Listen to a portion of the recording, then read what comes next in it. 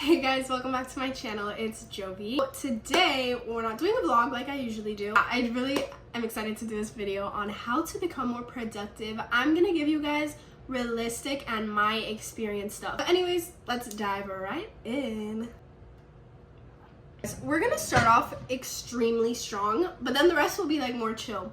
But I just really wanna just start off with this key element because it's what completely changed the game for me. And I'll give a better alternative after this because I know this could be a very for some people. It's getting rid of distractions, and this depends differently for everyone. My distraction was social media. I was an actual addict to TikTok and Instagram, and that is what completely robbed me of being productive ever. I would scroll for hours and hours, and I would know in the back of my mind, I would have this guilt inside of me that I would just be like, oh my gosh, I'm not getting anything done because I'm scrolling on social media. But I couldn't stop. Nothing could stop me. I would stay there for hours if I had to. I just preferred that than getting up and doing something. Obviously, I feel like that's human nature. It's really hard for people to naturally just want to be productive and doing stuff and getting stuff done whenever you have something to just be lazy off of. So getting rid of distractions, I would suggest to get rid of social media. If you are going for the long jump, you're just diving straight into it and you need a change in your life, because this absolutely pivoted the way that my life went. I went ghost on social media, deleted everything for the first time in summer of 2023, and I was 3 months off of social media, and I got it back. And then during junior year, I would go ghost here and there. I would just go ghost for a month or two whenever I felt like I needed it.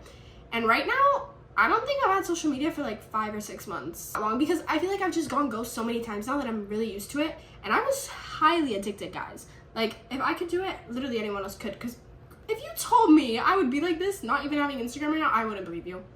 So why should you get rid of social media? Okay, we're gonna go through some stuff. First of all, is you're focusing too much on other people's lives, and it is just making you compare yourself too much. I haven't really struggled with comparison in a while. Really bad comparison, because I don't have social media. It helps you mentally and physically. Mentally, I am not comparing myself to anyone, so I feel like I just have myself to focus on. I literally just have me and God. That's it to focus on, because I'm not constantly watching other people's lives, you know what I mean? So I feel like that really helped me get better at day-to-day tasks and just motivation in general, And physically, obviously, it made me feel better because I'm not comparing myself physically to other people now.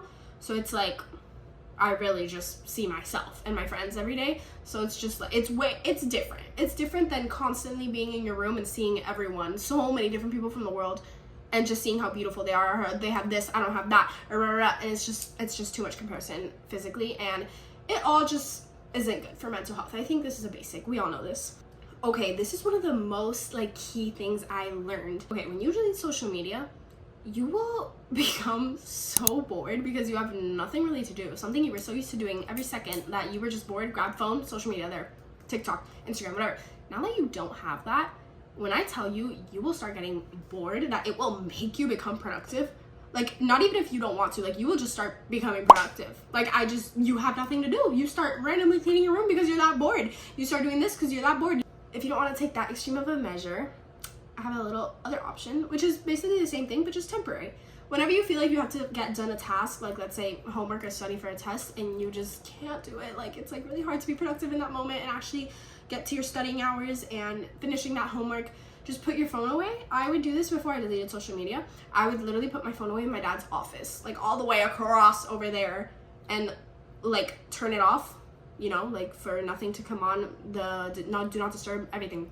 I just put it super far away, come to my room, and then there. I didn't have a phone, so then it would help me get stuff done. Now let's move on to more simple stuff. Just day-to-day how to be productive. On to-do lists and planners. I don't know what I would do without to-do lists and planners. They are a game changer. This is my second yearly planner for my senior year now. Junior year I had one. I used it all throughout the year. That's the first time I've ever fully used a planner, but it's just so helpful seeing your stuff visually and seeing what you have this day and that day and when you have to get it done and blah blah blah. Seeing it visually in front of you, I mean, this mind can't keep everything up, so this changes everything. And to-do list, to-do list release dopamine, and it's like a domino effect. It makes you want to be better and get better. even for the smallest task, if in your to-do list you literally have make your bed and brush your teeth and you already crossed those two off, you're already feeling a lot better for the rest of your day. And the rest of the stuff in your to-do list is gonna be like easier to complete, because every single time you cross that task off, it gives you a feeling. It sends off dopamine right away. So this again helps visually see and plan your day. Like when you have a paper you can look at to be like, oh, what did I have to do next? And you look at it and you're like, oh, okay, right. And when you finish that whole to-do list, it feels like you're on top of the world, like greatest reward ever. And then after that, you already know you can chill and do whatever you want for the rest of the day, you know? So to-do lists are super important. I highly recommend we do those. Okay, number 3 is romanticize the task. So being productive is not all rainbows, butterflies, and beautiful colors. It can be annoying. And there's a lot of times where I don't feel like being productive, and I will slump in and be lazy. So this is why I have brought in romanticizing the tasks.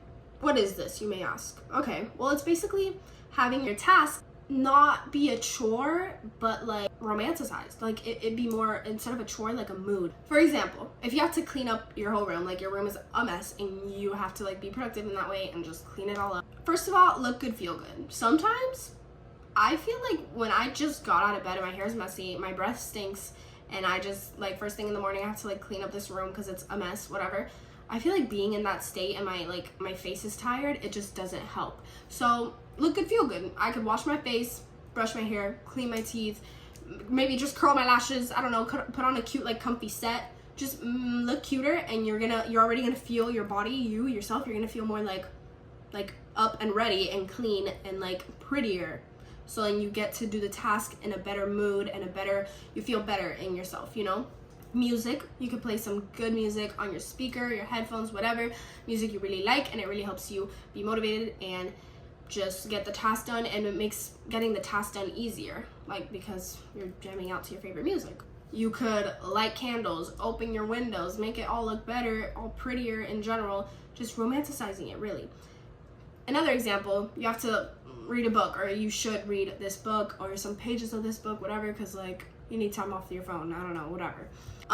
Don't just get the book, open it and read it. Like again, open your windows, light some candles, put some cute little calm jazz music, I don't know, go to a cafe. That's so like, oh, you're gonna feel like the it girl when you do that, like, you know what I mean? Go to a cafe and just get your little book in that little corner, a cute little cafe, and start reading. Like it feels so different when you know you're in a public environment and you're like, it makes you kind of feel pressure to finish the task because like people are watching. So what are you gonna do now? Like not read it? Like just read it, whatever. And you feel like if you walk to the cafe from your house and you get there, you open your book and you're just in a cafe sipping your coffee, like that's romanticizing the task, and you get it done better in a way where you're not like complaining of how boring it is, or like you get tired right away or bored right away. Okay, the next step is changing your social feeds. Like if you have social media, at least like change your feeds into stuff that motivates you. Instead of having like in your explore page on Instagram, like funny videos and whatever you have, dogs and animals, I don't know. If you start searching up stuff and the algorithm changing to like productive people's accounts, or like gym girlies if you're a gym girl, or like motivational quotes, when you open your feeds now, you're gonna see all that. That's what you wanna be. That's how you wanna be. And then as soon as you see that, it motivates you and it gives you like that reminder in your brain right away. Oh look, like I wanna be doing that. I wanna like, this is like my goal for life. This is my goal for next week. Like all these healthy food recipes, or just random, like, you know, just change your social feed into something like that. Or for example, if you want to get closer to God, change the algorithm in your feed, which is like basically just searching up stuff and like liking it all, whatever, you know, because then you trick the social media page to thinking that's what you really want and like right now. So it's going to show that up more and more for you.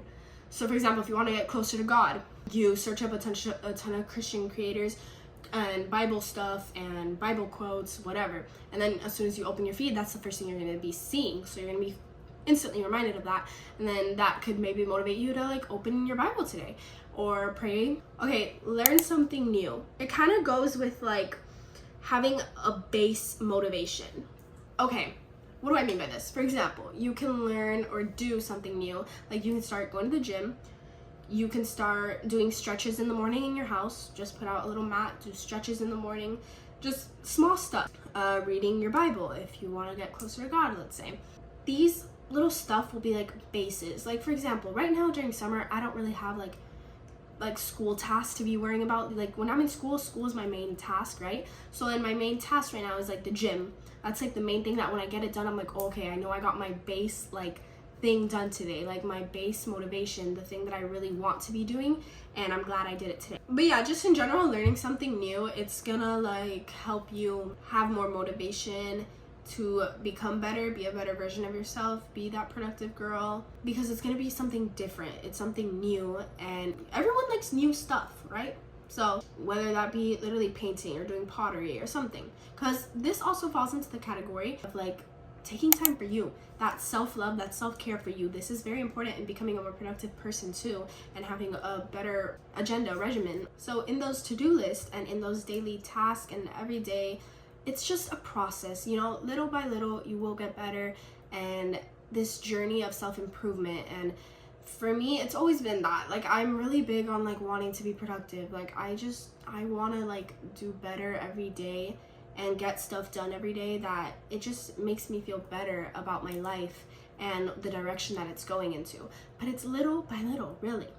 And you can't forget, you can't lose yourself in the midst of it, you know? You need to take care of yourself too. So self-care could be, for example, podcasts are really good. If you just got like heartbroken with, or you got out of a really long-term relationship and it's been hard, and that's why you want to start, you know, focusing on yourself more, being more productive, then you can start, for example, listening to podcasts. A podcast about after heartbreak, what do I do? Or a girl podcast, whatever. There's so many podcasts out there. Whatever you want to focus on most. Like if you want to become a better Christian podcast, motivational podcast, making money podcast for business people, all that. Listening to podcasts, taking your self-care nights, whether that be actual self-care, skincare, and a whole deep everything shower, and just a good music, good feel, like shaving your face, doing your pores, I don't know, just a deep self-care night. That could be taking care of yourself too and making time for yourself. Or another self-care night or day can be doing something you enjoy, like going to the beach, walking your dog, like things that just isn't like being on your phone. Like get out of the house and just by yourself. You don't always need to have people around. Just take time for yourself, your self-care. Go on a little beach sunset picnic. Go walk your dog. Go to that nice little park. Go take yourself out to a little cafe to eat, whatever it is, you know?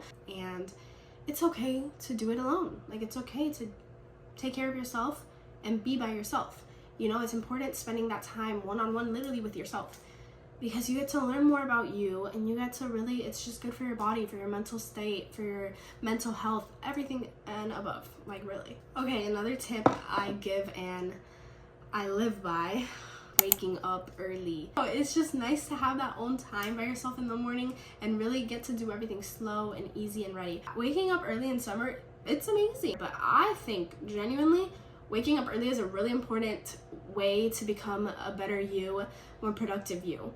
Because when you wake up early, you feel like you have so much more time in your hands for the rest of the day. Like the day is so much longer. It's so much better. You have so much more time to get everything done. Especially if you wake up pretty early. Like those people that go to the gym at like 6 a.m., 7 a.m.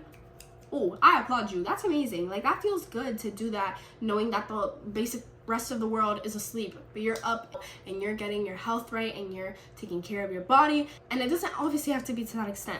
You could literally just wake up at 8 a.m. or 9 a.m. if that's good too. And that's still better. Like just the little stuff, the little tasks matter, guys. Like literally if you wake up, make your bed, brush your teeth, eat a healthy, nutritious breakfast, whatever, go to the gym, go on a walk, whatever, then get the stuff for your day done and then hang out with your friends. That's such a good, like, balanced, jam-packed day where you got everything you wanted to get done.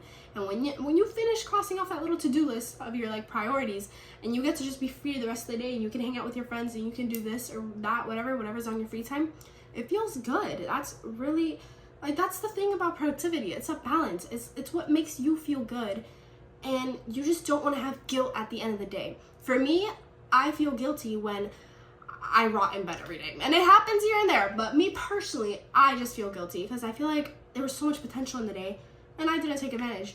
So whatever doesn't make you feel guilty, that's the whole thing about being productive to yourself, you know?